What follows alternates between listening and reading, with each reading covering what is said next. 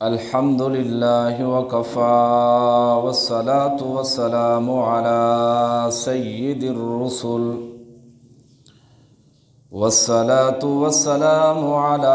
سيد الرسل وخاتم الأنبياء. أما بعد فأعوذ بالله من الشيطان الرجيم. بسم الله الرحمن الرحيم. ولقد آتينا إبراهيم رشده من قبل وكنا به عالمين. صدق الله العظيم. سبحان ربك رب العزة عما يصفون وسلام على المرسلين والحمد لله رب العالمين. درود شریف پڑھیں. اللہم صلی اللہ علیہ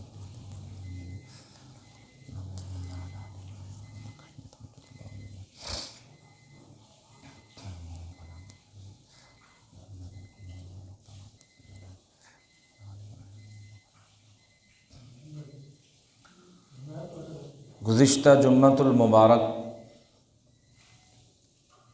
حضرت ابراہیم علیہ السلام کا تذکرہ چل رہا تھا کہ حضرت ابراہیم علیہ السلام نے جب اپنی قوم کو سمجھایا کہ لوگوں ان بتوں کی عبادت نہ کرو، ایک اللہ کی عبادت کرو، یہ بت تمہارا کچھ بھی نہیں کر سکتے. غیر اللہ کی عبادت کے اندر اللہ نے نجات اور کامیابی نہیں رکھی. اللہ نے اپنی بندگی اور عبادت کے اندر نجات اور کامیابی رکھی ہے، صرف اللہ کی عبادت کرو. قوم کے لوگ دشمن بن گئے، ہر طرح کے منصوبے بنائے گئے حضرت ابراہیم علیہ السلام کے خلاف، حتیٰ کہ باپ بھی جان کا دشمن بن گیا، باپ بھی مخالف ہو گیا. جو خود بت بنانے والا، تراشنے والا، گھڑنے والا، بیچنے والا، وہ بھی بیٹے کا دشمن بن گیا. لوگ دشمن بن گئے. سب منصوبے اور دشمنیوں کے باوجود بھی حضرت ابراہیم علیہ السلام دین کی سربلندی کے لیے اکیلے کھڑے رہے. اب اس آیت مبارکہ کے اندر بھی یہی تذکرہ کیا گیا کہ ابراہیم علیہ السلام وہ پیغمبر، وَلَقَدْ آتَيْنَا إِبْرَاهِيمَ رُشْدَهُ مِنْ قَبْلُ وَكُنَّا بِهِ عَالِمِينَ، اور یقیناً دی تھی ہم نے ابراہیم علیہ السلام کو ہدایت اور دانائی اس سے پہلے، اور تھے ہم اس سے خوب جاننے والے.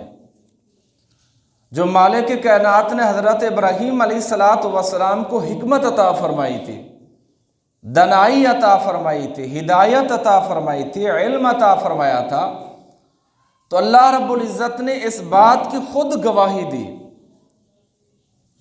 کہ جو ابراہیم علیہ السلام کو علم دیا گیا، ہدایت دی گئی، روشنی دی گئی، ہم اس کو خوب جاننے والے ہیں.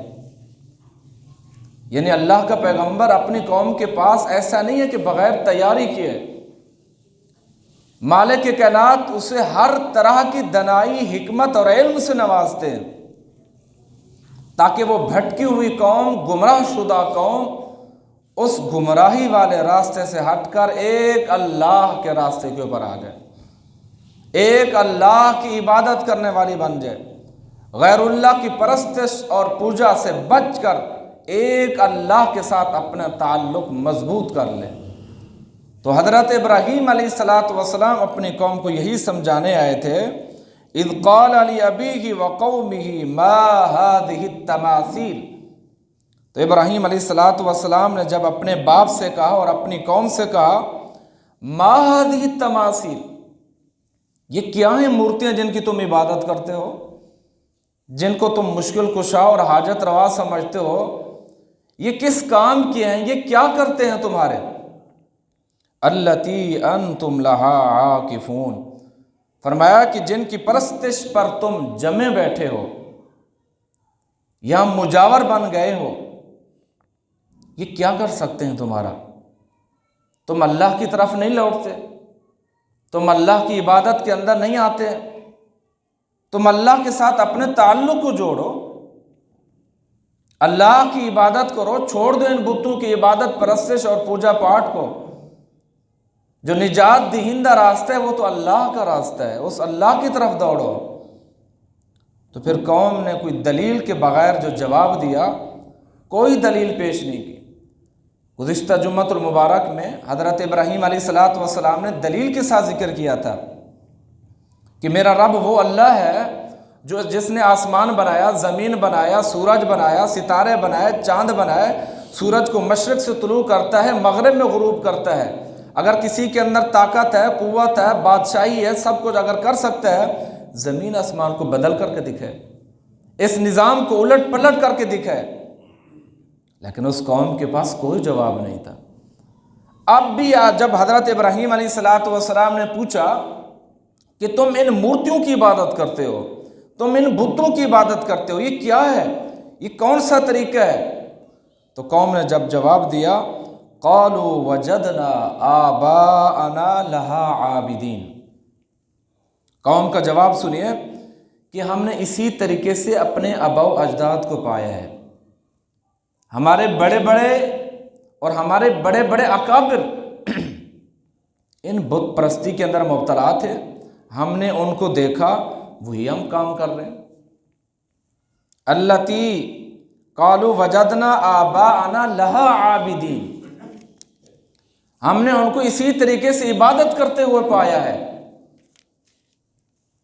اللہ اکبر۔ آج بھی لوگوں کو کہا جائے، کوئی سیدھی بات کہے کہ لوگوں اللہ کی عبادت کرو، چھوڑ دو قبر پرستی اور قبروں کو سجدہ، سجدہ تو اللہ کا حق بنتا ہے۔ قرآن مقدس کے اندر اللہ رب العزت نے فرمایا وَاسْجُدُوا لِلَّهِ، کہ تم سجدہ اللہ کو کرو، خود اللہ کا حکم ہے۔ فرمایا کسی انسان کو سجدہ جائز نہیں ہے، کسی مزار والے کو سجدہ جائز نہیں ہے، کسی قبر والے کو سجدہ جائز نہیں ہے، کسی انسان کو سجدہ جائز نہیں ہے۔ فرمایا سجدہ جائز ہے تو صرف اللہ کو سجدہ جائز ہے۔ وَاسْجُدُوا لِلَّهِ وَاسْجُدُوا لِلَّهِ، فرمایا کہ تم ایک اللہ کو سجدہ کرو، اللہ کے علاوہ کسی اور ہستی کو سجدہ نہ کرو۔ تو وہ قوم بھی یہی کہتی تھی آباءنا لہا عابدین، ہم نے اپنے آباء و اجداد کو پایا ہے، وہ اسی طریقے سے بتوں کی عبادت کرتے تھے، ان کے نظر، ان کی نیازیں، ان کی منتیں، سب کچھ اسی کے ساتھ اپنے امیدیں وابستہ کرتے تھے۔ تو اس وجہ سے ہمارا عقیدہ، نظریہ ہمارے آباء و اجداد کے ساتھ ملتا ہے۔ تو اللہ نے سارا تذکرہ قرآن مقدس کے اندر ذکر فرمایا۔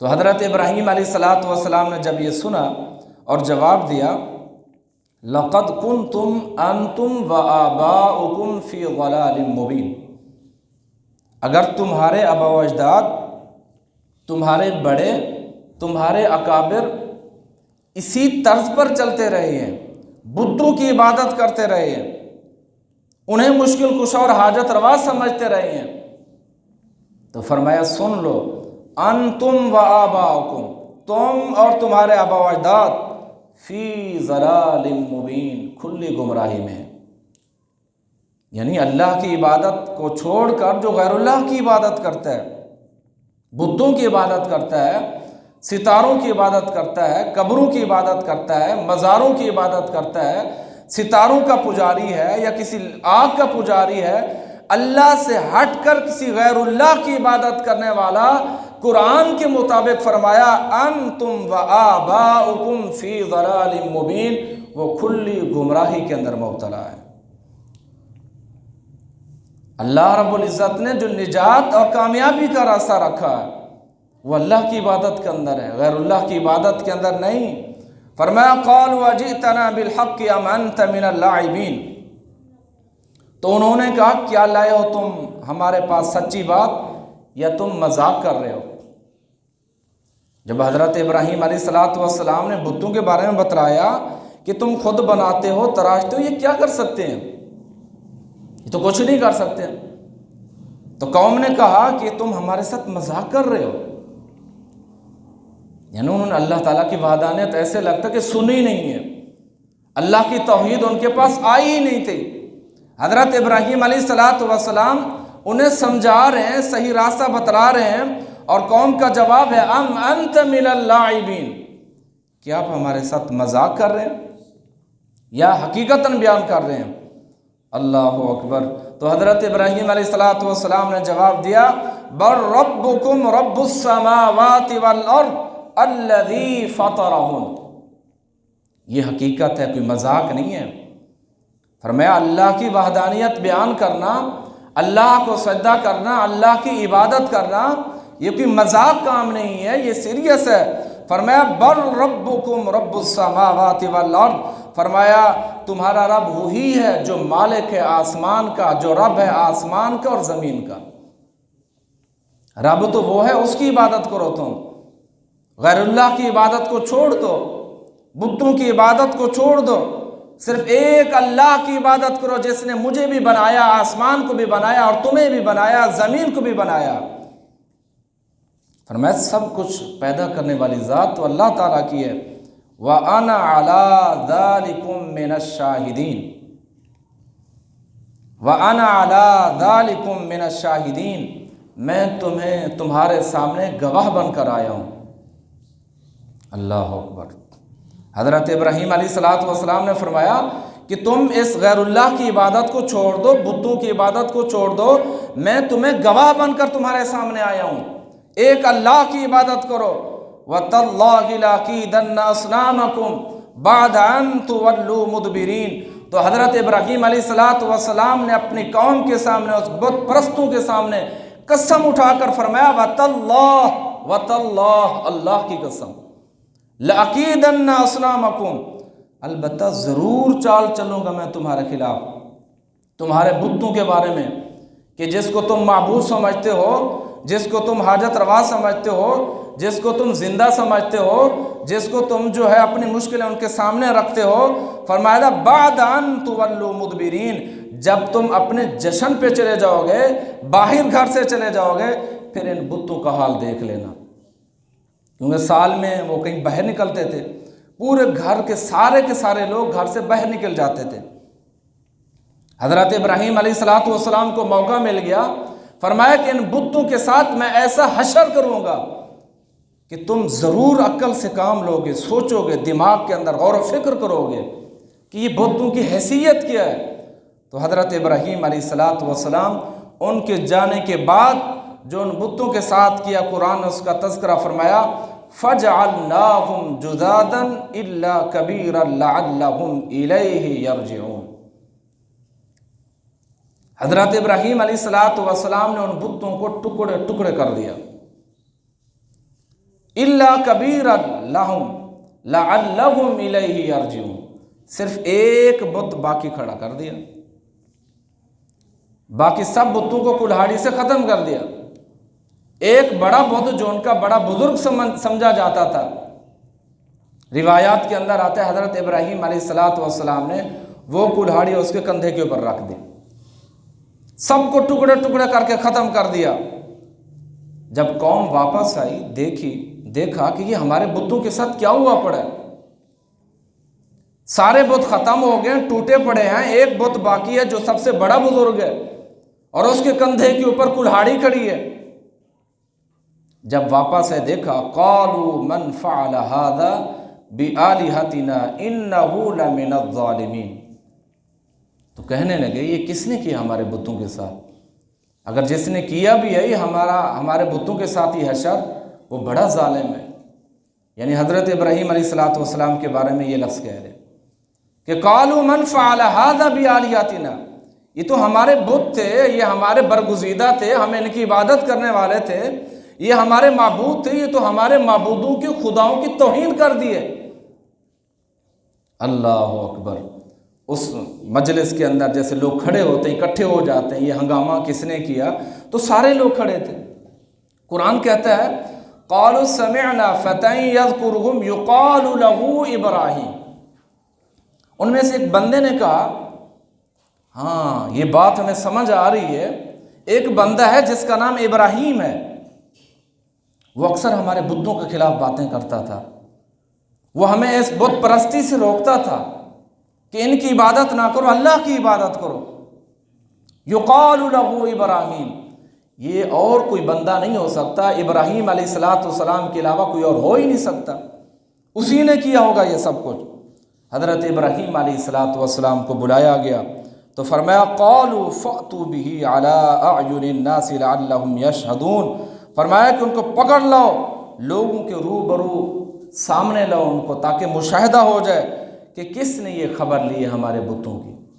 ابراہیم علیہ السلام آ گئے اور ان سے پوچھا جاتا ہے قالوا اانت فعلت هذا بآلہتنا یا ابراہیم، اے ابراہیم علیہ السلام یہ بتوں کے ساتھ جو حشر ہوا پڑا ہے، یہ ہمارے معبودوں کی، ہمارے خداؤں کی یہ توہین کس نے کی ہے؟ تو ابراہیم علیہ السلام نے جواب دیا قال بل فعل، نہیں میں نے تو نہیں کیا۔ یعنی ابراہیم علیہ السلام کا کہنے کا مقصد، فرمایا کبیرہم ھذا فاسألوہم، سارے بت آپ کے ختم ہو گئے، یہ جو بڑا بزرگ تمہارا معبود نام نہاد خدا کھڑا ہے، ان سے پوچھیں آپ۔ فاسألوہم، مجھ سے کیوں پوچھتے ہو؟ تم تو کہتے ہو یہ ہمارے حاجت روا ہیں، ہمارے مشکل کشا ہیں، یہ سب کچھ کرنے والے ہیں، سننے والے ہیں، ہمارے فریادوں کو پورا کرنے والے ہیں، یہ نقصان اور نفع کے مالک ہے، مجھ سے کیوں پوچھتے ہو؟ بل فعلہ کبیرہم، آپ ان سے پوچھیں، یہ سب کچھ بتا دیں گے آپ کو۔ اللہ اکبر۔ ان کانوا ینطقون، ابراہیم علیہ السلام نے فرمایا اگر یہ بولتے ہوتے، یہ تمہاری مشکلیں حل کرتے ہوتے، تمہاری فریادیں سنتے ہوتے تو ان سے پوچھ لیتے، مجھ سے کیوں پوچھتے ہو؟ آپ کے نزدیک تو یہ ہمارے خدا ہیں، یہ ہمارے معبود ہیں، یہ ہماری عبادت کے لائق ہیں، تو پھر مجھ سے کون سا پوچھنا کا حق بنتا ہے؟ اللہ اکبر۔ فرجعوا الى انفسهم فقالوا انکم انتم الظالمون، پھر وہ پلٹے اپنی ضمیر کی طرف اور کہنے لگے اپنے دل میں یقیناً تم ہی ظالم ہو۔ ان کو معلوم ہو گیا کہ ابراہیم علیہ السلام نے یہ سب کچھ کیا ہمارے معبودوں کے ساتھ، تو ان معبودوں کا پتہ چل گیا کہ اگر معبود مشکل کشا ہوتے، حقیقی خدا ہوتے، حقیقی رب ہوتے، حقیقی معبود ہوتے، یہ تو اپنے آپ کو بھی نہیں بچا سکے تو تمہاری کیا مدد کریں گے؟ ان بتوں کی صورتحال تو یہ ہے، یہ خود اپنے آپ کو نہیں بچا سکے، اپنی جان کو نہیں بچا سکے تو تمہاری کیسے فریادیں سن سکتے ہیں؟ تمہاری کیسے مشکلیں دور کر سکتے ہیں؟ تمہارے حاجت روا اور مشکل کشا کیسے ہو سکتے ہیں؟ فرمایا اللہ کی عبادت کرو۔